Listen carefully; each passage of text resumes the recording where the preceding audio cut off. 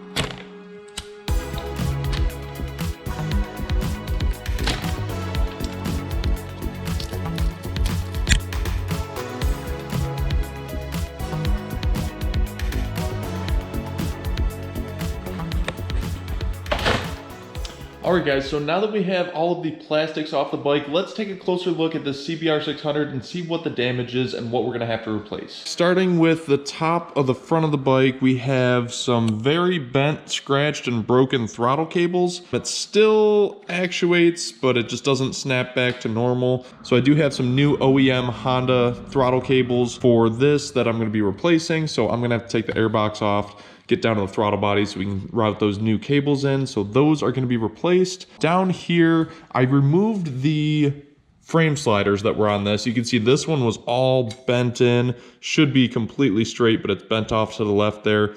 It was kind of cracked. So I do have some new motor mount bolts right over there. I'm going to be popping one in on this side, one in on the other side, and then we'll have this nice and secure so we have our engine mounted correctly. Side of the motor is actually really good. There's only a real couple minor little blemishes on the side of the motor, so this is really good condition. To the battery tray, you can see this slight little crack and break in here. Over here, this is really not too concerning, but if we move back towards the back of the bike a little bit more, you can see we've got this side over here, and it should have like this trim on the other side as well. But unfortunately, this part of the trim is broken off. I want this bike to be looking brand new. So, I mean, we could skate by with not replacing the battery tray, but I do have an OEM Honda battery tray for this bike. So we're gonna be taking this subframe off, get the new one in, and then get that replaced. Everything else through here is looking pretty good. We got that power commander right there. Everything else on the inside of the bike is looking pretty decent. Now, if we move down here to our kickstand, you can see this is all bent and broken. We are definitely going to have to be replacing this. I do have a new kickstand that I'm going to be replacing on here. Look at that full system Yoshimura exhaust, guys. This thing's like brand spanking new. That thing looks so good underneath here. One of the things that was missing on this bike when I took the plastics off, right here, there should be a small bracket where the fairing mounts to. I'll show you guys over here. It's gonna look something like this, very similar. So we are missing that bracket on the opposite side. I just ordered that, so we should be getting that in soon, so I can use that for mounting the new brackets on this bike. Coming up to the top over here, you can see this handlebar is a little bit bent. I am gonna have to replace this handlebar along with these ugly, all deteriorated grips. If you remember in the first video when I picked this bike up, these grips were like super sticky. They were sticking in my hand. These grips,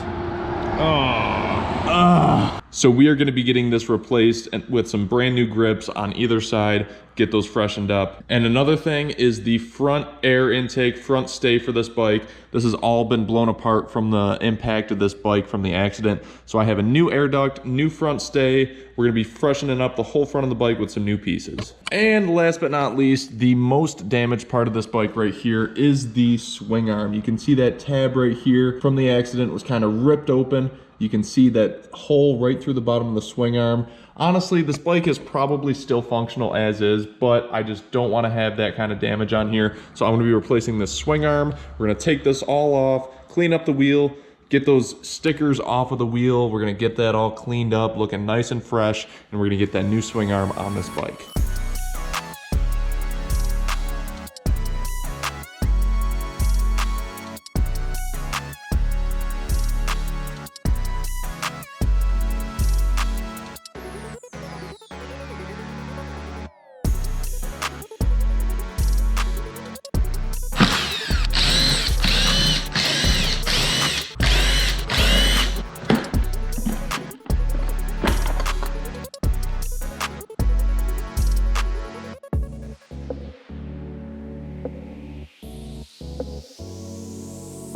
So as you can see, we removed our battery tray. This came out a lot easier than I thought because I originally thought I was gonna have to take the whole subframe off in order to take the battery tray out. That was not the case, so this came out super easy. As you can see on the back here, that is some of the damaged area from the accident. So we are going to be installing our new battery tray in the future. So that's taken care of. The airbox is now out as well. We got part of the airbox here. The other part of the airbox is over here. Now, real quick, I've seen a lot of stuff on bikes, but this bike just showed me something that I have never seen before. Look at this, guys. I took the airbox off so I could get access to the throttle cables. While I was taking everything off, I saw this. Look at that, guys. There's a hose. It's one of the air hoses from like the air return from the motor, and there's a marble in it. Yes, that is a glass marble inside of this air return hose that goes into the airbox. Now, I believe the intentions or the purpose of this is to kind of act as like block-off plates. Pretty much there's two air reed valves that sit in front of the motor. Air recirculates back up into the airbox. It's like an exhaust recirculation, something along those lines. Anyways, I think they shoved the marble in there to act as a block-off plate for that. I've seen a lot. I've seen hoses blocked off before. I've seen, you know, the block-off plates on the motor. I have never seen a marble inside of the hoses before. That's a first for me. This bike is definitely showing us some crazy stuff that I haven't seen before. So anyways, got access to these cables now. I'm gonna take that marble out of there. That should not be in there. And let's continue with this thing.